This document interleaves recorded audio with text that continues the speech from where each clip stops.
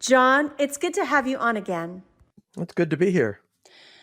Well, John has covered a very, I think, provocative topic for us, but one that is really on the minds of everyone right now, because I mentioned, of course, it's June 2023, and June, as we've seen in terms of every corporation that we're coming into contact with, is Pride Month, and how Pride Month is at least in America, how it is in the West, celebrated mainly for LGBTQ and queer folks is in June. So we are going to be talking about this specifically, as I said, in the context of his article, especially for people who are Christians and thinking about their Christian ethics and work in corporations where they're having mandatory corporate diversity and sensitivity training and how that they can survive that. But before we talk about that, I just want to talk about how actual customers of corporations are coming in contact with this. And as I mentioned, John wrote a piece for us in the print edition of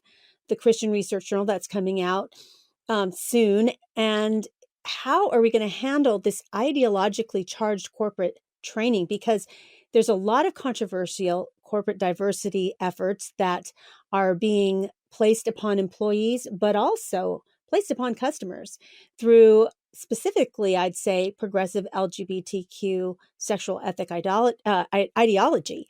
And so there's been so many examples that have come up in the news. It's really hard to keep up. But I want to ask John about these three because it's very fascinating to me, just kind of some of the evolution of how this marketing has gone. But let me just highlight a few of them and ask John about them. First of all, people are watching the news. The professional baseball team, the LA Dodgers, honored a organization called the Sisters of Perpetual Indulgence and gave them a Community Hero Award before one of their baseball games. And this group defines themselves as the Sisters of Perpetual Indulgence are a leading edge order of queer and trans nuns. And what they actually like to do is impersonate and mock Catholic practices and beliefs, the Roman Catholic Church. But through those different campy routines that they have, they like to promote an LGBTQ sexual ethic. And also, the LA Dodgers have been honoring different gay groups for the past 10 years publicly at games. And then the second one really blew up on the internet, and that is that Bud Light, Anheuser-Busch, used a TikTok star named Dylan Mulvaney, and he has almost 10 million followers.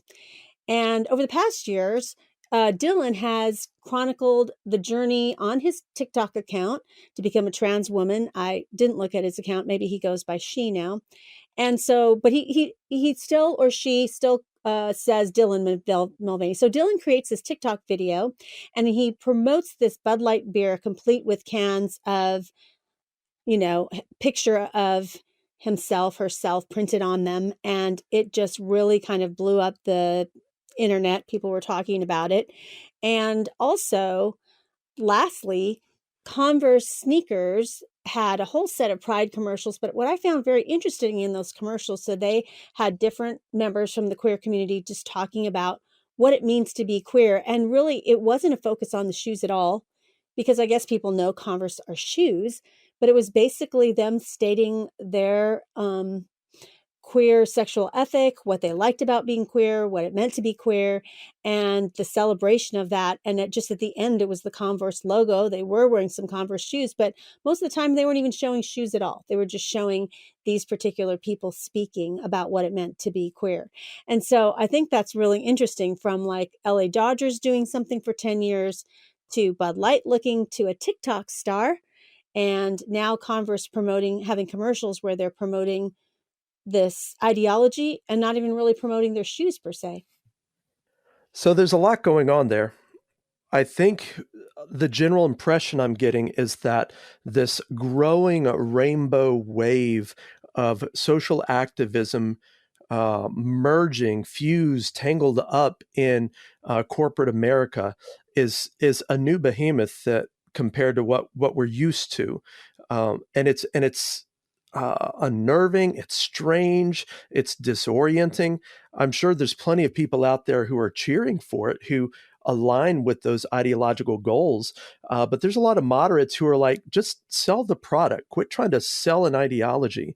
And then there's a lot of opponents who are like, I don't agree with that ideology. I deliberately disagree, but the more this kind of ideological corporatism spreads across America, the fewer options you've got for goods and services if you're just going to get by in life and go about your day.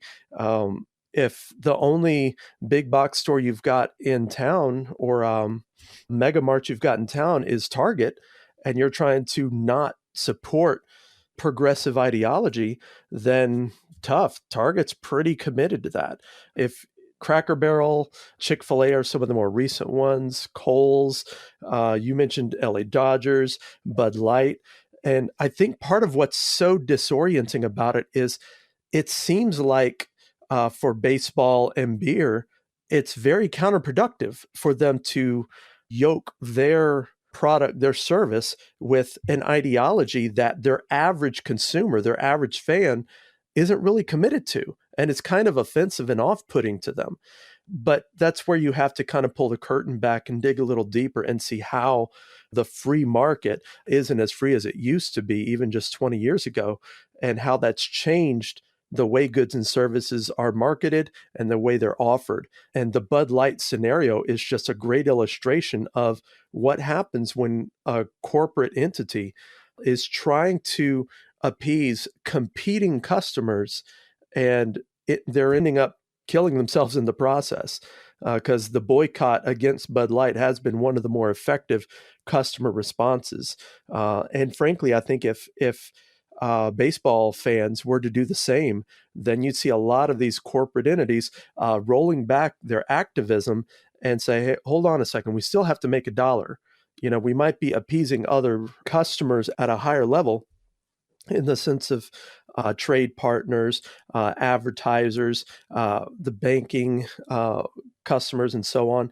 They might be trying to appease those folks, but if they don't have a service that they can market anybody because no one's buying at the base level, then those other customers won't matter. You can get all the loans you want, but if no one believes in your product anymore, then it doesn't matter.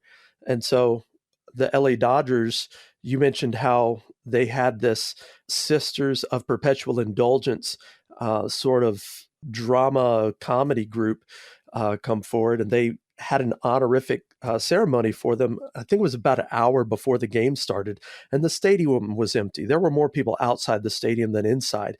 That is, the protesters protesting that.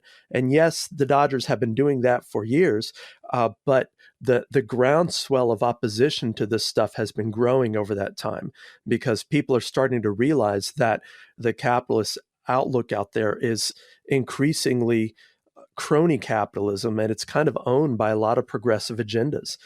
And they're just tired of all of the force-fed rainbow feast that's being shoved down everybody's throats. And so even though that may have been going on for years before with the Dodgers, I think the opposition is growing as people are realizing they're waking up from the waking nightmare that is a lot of the quote unquote woke ideology. And so I think you're seeing right now some of the reaction to that. You also mentioned Converse.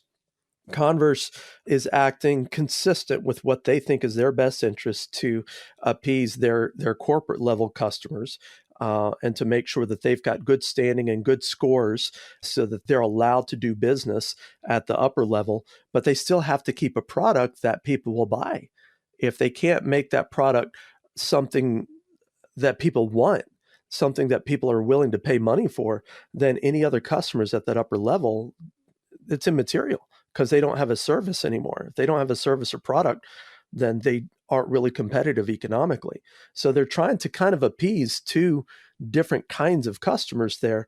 And they're using an advertising strategy that just relies on brand appeal rather than actually informing people about the product. So they don't necessarily say our shoes are made of this better fabric, you can jump higher, you'll have a cushier sole. It's not any of that. It's trying to create associations with the right party politics so that they can get those corporate deals, those advertising deals, the sponsorships and things like that, that can swell their bankrolls. And in theory, they can translate that into the products and goods that they provide. But again, if people aren't buying, if people boycott it, they can really push back against this behemoth.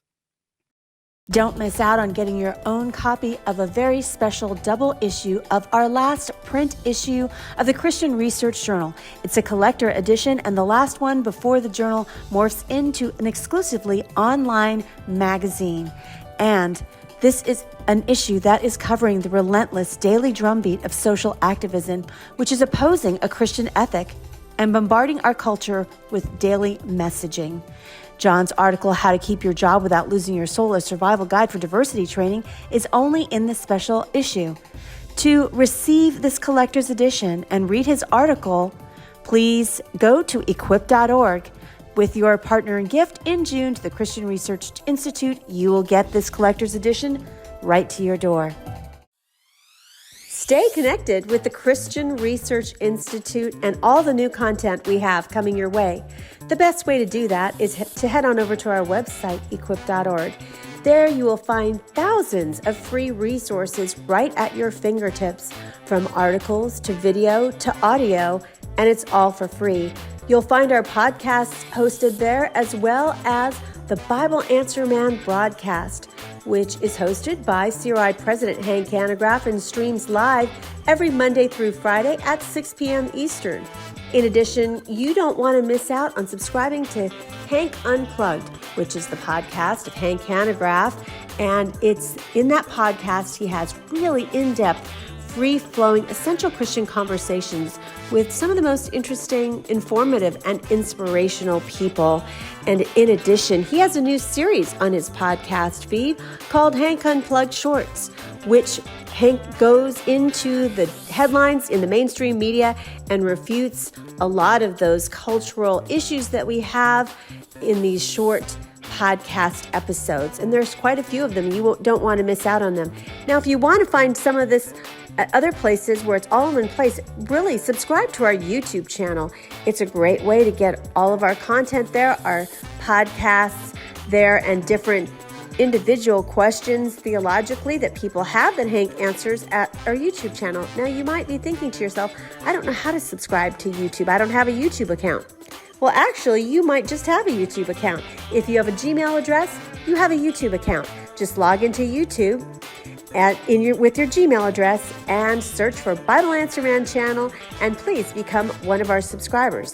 In addition, if you see that bell icon right there on our front page, please click that, and every time that we have new content, you will receive a notification that new content is up on our channel for you to be able to consume. So thank you so much for the ways in which you partner with the Christian Research Institute.